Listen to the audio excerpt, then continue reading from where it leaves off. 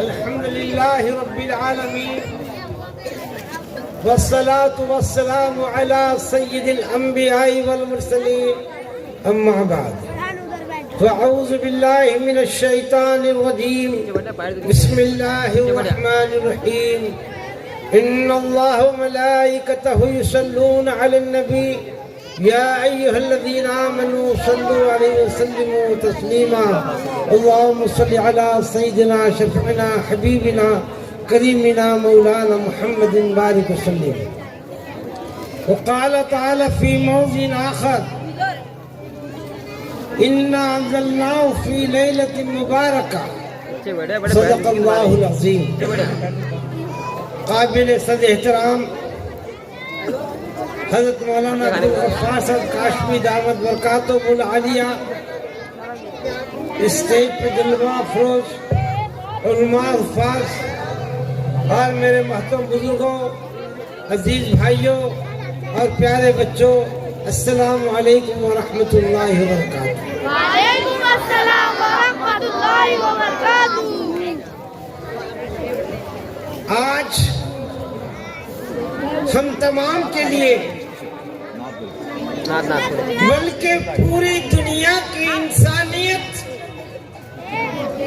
اور خاص طور سے مسلمانوں کے لیے اللہ تبارک و تعالی نے اپنے حبیب، اپنے محبوب حضرت محمد مصطفیٰ صلی اللہ علیہ وسلم کے صدقے طفیل میں ہمیں شب برات عطا کی ہے. آج کی شب یہ پورے مسلمانوں کے لیے اللہ کی طرف سے ایک بہترین تحفہ اور رحمت اور برکت کا ایک تحفہ امت محمدیہ کو ملا ہے. ہم سب جانتے ہیں حضرت عائشہ صدیقہ رضی اللہ تعالیٰ عنہ فرماتی ہے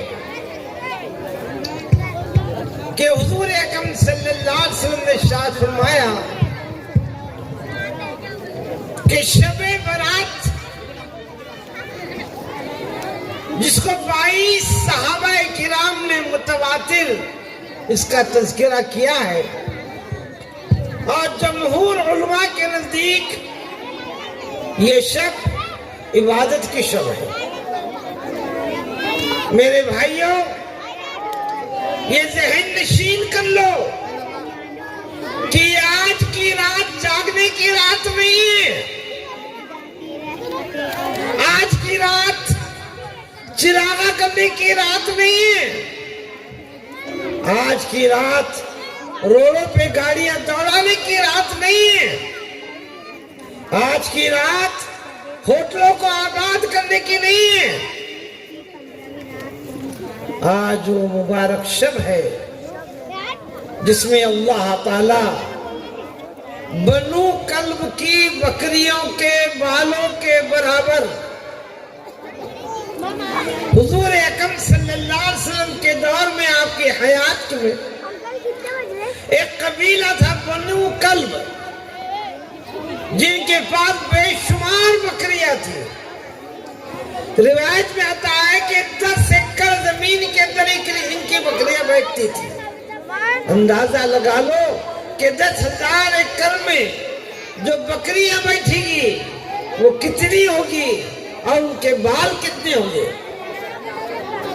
اللہ تعالیٰ آج کی شب میں ایسے بنو کلب کی بکریوں کے بالوں کی مقدار، ایسے لوگوں کو جن کے متعلق جہنم کا فیصلہ ہو چکا، اللہ معاف اور آزاد کر دیتے ہیں.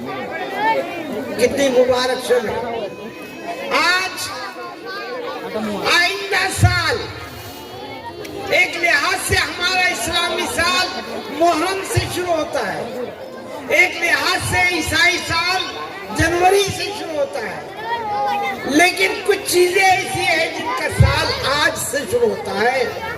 اور میں یہ بھی آپ کو بتا دوں کہ اسلام میں یہ آج تہوار نہیں ہے، بلکہ اسلام کے جتنے تہوار ہیں وہ دن میں ہوتے ہیں. اور غیر مسلموں کے جتنے تہوار ہیں وہ رات میں ہوتے ہیں. آج اللہ تعالیٰ آئندہ سال جتنے انسان دنیا میں پیدا ہونے والے ہیں ان کے بھی نام فرشتوں کے حوالے کر دیتا ہے. آئندہ سال جتنے لوگ مرنے والے ہیں آج سے لے کر آئندہ سال کی شب برات تک جتنے لوگوں کا انتقال ہونے والا ہے ان سب کے نام آج لکھ دیے جاتے ہیں اور فرشتوں کے حوالے کر دیے جاتے ہیں. بہت سارے انسان ایسے ہوتے ہیں جن کی شادی ہوتی ہے, کوئی مکان بناتا ہے, کوئی نوکری پہ لگتا ہے, بہت ساری تدبیریں سوچتا ہے, لیکن اس کا نام مردوں میں لکھا ہوتا ہے. لہذا آج کی جو بخشش کی رات ہے اور بنو کلب کی بکریوں کے بالوں کے مقدار میں اللہ تعالیٰ جہنم سے لوگوں کو آزاد کرتا ہے, لیکن اس ایسی مبارک رات میں 7 قسم کے لوگ ایسے ہیں جن کی اللہ تعالیٰ مغفرت نہیں کرے گا.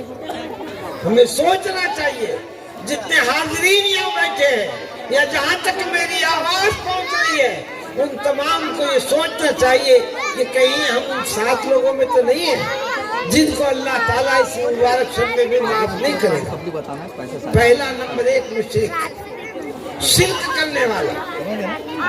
ہم یہ سمجھتے ہیں کہ مشرک وہ ہے جو ہندو ہے, غیر مسلم ہے, لیکن بہت سارے مسلمان بھی اللہ کے علاوہ دوسروں سے مانگتے ہیں, وہ بھی شرک ہے.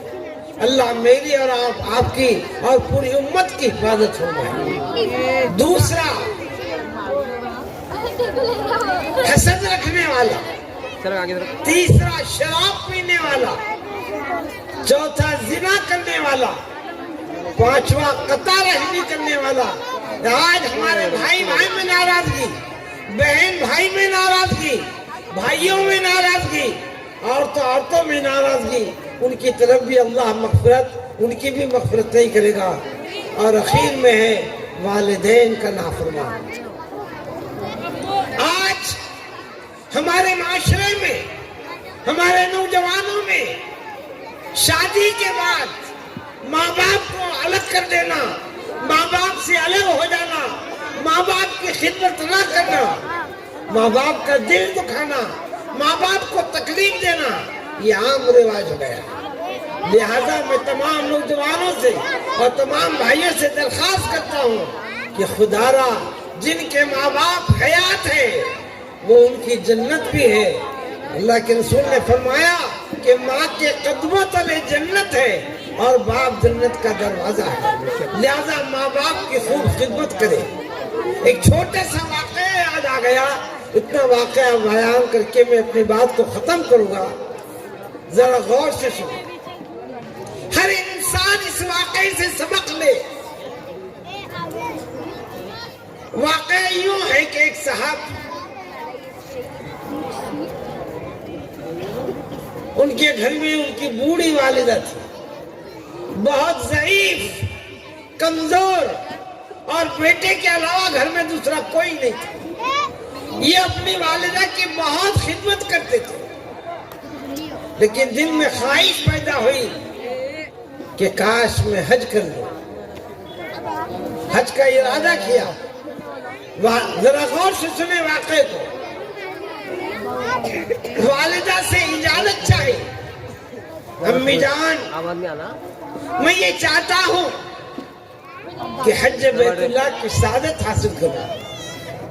والدہ نے کہا بیٹا اگر تم چلے گئے تو میں بوڑھی ہوں, ضعیف ہوں, کمزور ہوں, مجھے میری کون دیکھ ریکھ کرے گا, کوئی خدمت کرنے والا نہیں ہے. میری رائے ہے کہ تم حج کو نہ جاؤ. لیکن بیٹے نے ماں کی بات سنی نہیں اور تیاری کر کے حج کے لیے نکل گیا. آج تو فلائٹ اور ہوائی جہاز کا دور ہے, 4-4.5 گھنٹے میں جدہ پہنچ جاتے ہیں. لیکن پہلے کا عالم یہ تھا کہ لوگ پیادہ یا اونٹوں پر یا گھوڑوں پر یا پیدل سفر کرتے تھے. اور یہ شخص بہت نیک تھا. دن میں سفر کر کے رات میں ایک بستی میں پہنچ گیا. ادھر جب رات ہوئی تو والدہ کو کوئی چیز کی ضرورت محسوس ہوئی. انہوں نے آواز لگائی عبداللہ، کوئی آواز نہیں آئی. پھر آواز لگائی عبداللہ، کوئی آواز نہیں آئی. پھر آواز لگائی عبداللہ، کوئی آواز نہیں آئی. ماں ناراض ہو گئی اور ماں نے کہا بیٹا میرے منع کرنے کے باوجود بھی تو حج کو چلا گیا، خدا کرے تجھے مکہ نصیب نہ ہو اور مکے تک تو نہ پہنچ سکے. اب یہاں سے ذرا واقعے کو غور سے سنو. ادھر ماں نے بد دعا دی کہ تو مجھے ناراض کر کے، مجھے اکیلی چھوڑ کر، کوئی سہارا نہیں ہے گھر میں، تو حج کے لیے چلے گیا، خدا تجھے مکہ نصیب نہ کرے. ادھر یہ بندہ دن بھر کا سفر کر کے اپنے قریب کی بستی میں رات گزارنے کے لیے رک گیا اور نماز میں مشغول ہو گیا اور سجدے میں گر کے رونے لگا. بہت رویا، یہاں تک کہ پوری داڑھی تر ہو گئی. اتفاق سے اسی محلے کے اندر ایک چوری ہو گئی اور ایک چور چوری کر کے جب بھاگ رہا تھا، کچھ لوگوں نے اس کا پیچھا کیا. وہ گلیوں میں سے بھاگتے بھاگتے مسجد کی طرف گھس گیا اور مسجد میں کہیں جا کے چھپ گیا. جب لوگ مسجد میں آئے تو دیکھا کہ ایک صاحب نماز پڑھ رہے. ان کا غصہ اور چڑھ گیا. ان کا پہلے چوری کرتا ہے اور یہاں سجدے کو بدنام کرتا ہے، تو سجدے میں پڑا. اس کو پکڑ لیے، مار پیٹ کی اور قاضی کے پاس لے کر گئے. کہا قاضی صاحب اس نے چوری کیا اور چوری کرنے کے بعد مسجد کا سہارا لیا اور سجدے میں گر گیا تاکہ کوئی اس پر شک نہ کر سکے، لہذا اس کو ایسی سزا دی جائے کہ دوسروں کے لیے عبرت اور انجام بنے. حاضرین، قاضی نے فیصلہ کیا کہ جو چوری بھی کرتا ہے اور مسجد کو اور سجدے کو بدنام کرتا ہے، اس کے دونوں پیر بھی کاٹ دو، دونوں ہاتھ بھی کاٹ دو اور دونوں آنکھیں بھی نکال دو. فیصلہ ہو گیا، ہاتھ پیر کاٹے گئے، آنکھ نکال دی گئی. اتفاق سے ان لوگوں میں سے ایک شخص نے اس کو پہچان لیا. ارے یہ تو اپنے بازو کا آدمی ہے اور بہت اچھا ہے، کل اگر لوگوں کو پتہ چلے گا تو ہنگامہ ہو جائے گا. کہا پھر، کہا رات کا وقت ہے، اس کی پوٹلی میں باندھو اور اس کے گھر میں لے جا کے اس کو پھینک دو. انہوں نے ایسے ہی کیا، لے جا کر رات کا وقت تھا، دروازے کے بعد ڈال دیا. اب یہ تکلیف کے مارے کراہنے لگا، پانی پانی پانی مانگنے لگا. کوئی پانی دو، کوئی پانی دو. گھر سے اس کی ماں یہ آواز سنتی ہے اور سے کہتی ہے بھائی ذرا قریب آ جاؤ، میں زیادہ چل نہیں سکتی. اس نے کہا، اب اس کو تو معلوم نہیں کہ مجھے کہاں ڈالا گیا، میرے گھر میں لا کے ڈالی ہے، اس کو معلوم نہیں. کہنے والی اس کی ماں ہے، یہ اس کو نہیں معلوم. اس نے کہا مائی میرے دونوں پیر کٹے ہوئے ہیں. کہا ٹھیک ہے میں قریب آتی ہوں، ذرا ہاتھ بڑھاؤ.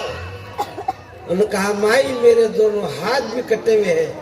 کہا کہ بھائی میں تو تیرے سامنے آ نہیں سکتی، تو غیر محرم ہے، اس کو یہ معلوم نہیں کہ یہ میرا بیٹا ہے اور اس کو یہ معلوم نہیں کہ میری ماں ہے.